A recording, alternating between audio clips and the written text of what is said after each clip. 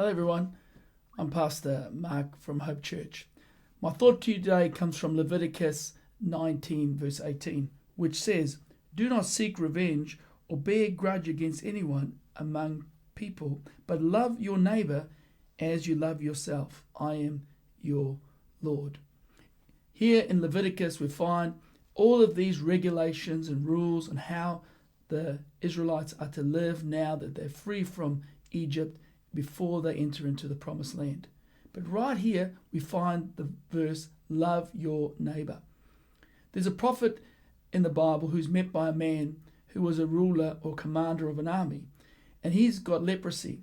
The prophet tells him, hey, go dip yourself in the Jordan several times. And this king or general is absolutely disgusted by the thought. But his servant says to him, if he'd asked you to do something grand and something magnificent that's worthy of your status, would you have done it? Yes, I would do it, he said. He said, well, then go and humble yourself and do this simple task and dip yourself in the Jordan several times, even though you think this river is beneath you. The point here is Jesus tells us in John 15 verse 12 to love one another, to love our neighbor. Jesus said the law could be summed up on this: love the Lord your God with all your heart, your soul and your mind, and love your neighbor as you love yourself. So here's the thought for today. In a world that's looking for accomplishments, grand things, sometimes even pastors can say to you, I know the plans I have for you, says the Lord. Plans to give you hope in the future, plan not to harm you, plans to prosper you, from Jeremiah 29:11. And sometimes we can believe that the greatest things we can do for God are these magnificent accomplishments.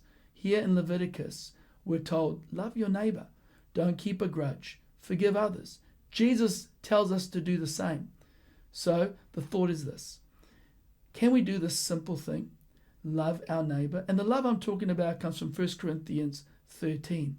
It's the love that Paul talks about. It's a selfless love. Jesus talks about in John 15, that it is a love to lay down your life for others.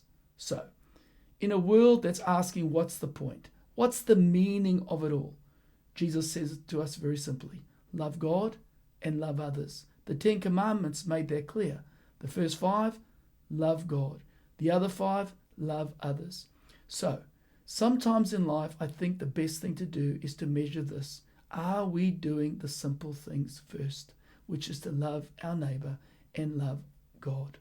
So today, I hope this thought brings you encouragement.